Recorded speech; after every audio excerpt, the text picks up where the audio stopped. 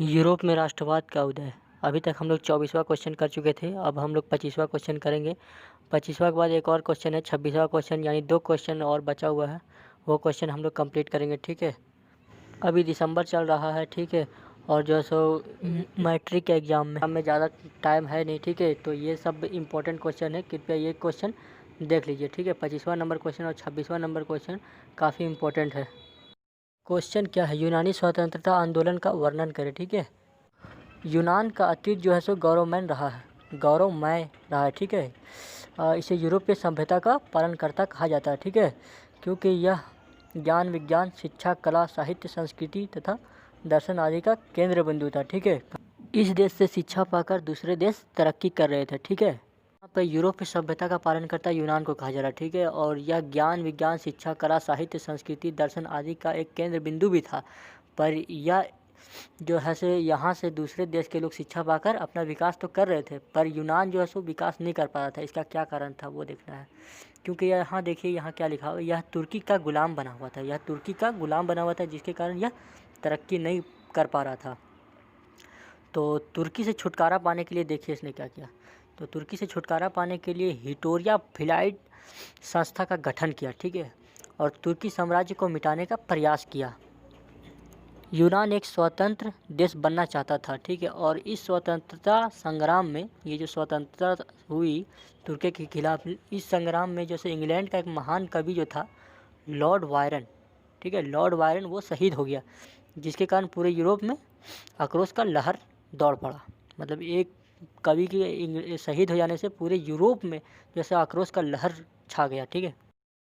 क्या हुआ, 1827 ईस्वी में लंदन में एक सम्मेलन हुआ, जिसमें रूस फ्रांस इंग्लैंड एक साथ होकर तुर्की का विरोध किया, ठीक है। और 1829 ईस्वी में एड्रियानो पुल की संधि यूनान और तुर्की के बीच हुआ, जिसमें तुर्की की हार हो गई। यूरोप में देखिए यूनान का कौन कौन देश साथ दे रहा था, रूस फ्रांस और इंग्लैंड, ठीक है, सब मिलकर तुर्की का विरोध किया।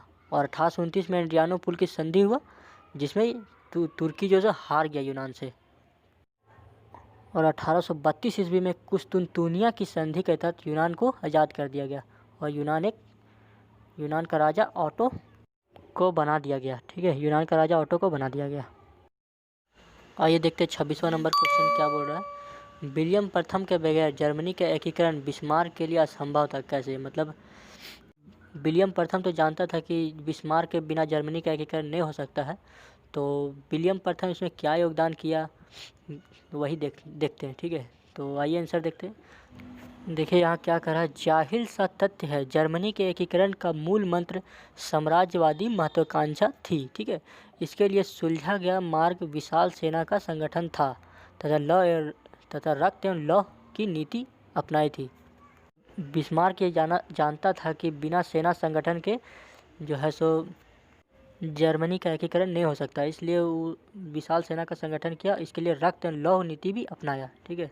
अब आगे देखिए, विलियम प्रथम ये जानता था, ठीक है, कि जर्मनी के एकीकरण के लिए फ्रांस और ऑस्ट्रिया को बुरी तरीके से पराजित करना होगा। तो इस काम को बिस्मार्क ही कर सकता है, ठीक है। अतः पर्सा में सैनिक शक्ति बढ़ाने के लिए एक योजना का निर्माण किया, परंतु सैनिक का खर्च को लेकर संसद में विवाद उठ रहा था। और इस समस्या को हल करने के लिए विलियम प्रथम ने बिस्मार्क को बर्लिन बुलाया और भरपूर सहयोग किया, और इस प्रकार से जर्मनी का एकीकरण करने का सपना पूरा किया। यानी कि विलियम प्रथम ने सैनिक का खर्चा उठा लिया, और तब जाकर विलियम प्रथम और बिस्मार्क जो है सो जर्मनी का एकीकरण कर पाया और ऑस्ट्रिया और फ्रांस को हराया। तो अगर आप 10 का तैयारी कर रहे हैं तो इन सारे 26 क्वेश्चन को आप देख लीजिएगा, ठीक है।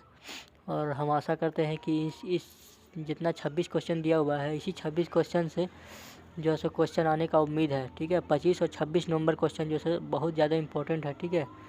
और मैं जितना क्वेश्चन बताऊँ सारे क्वेश्चन को आप पढ़ लीजिए एक बार, ठीक है। तो मेरे चैनल पर बने रहिए, लाइक और शेयर सब्सक्राइब कीजिए।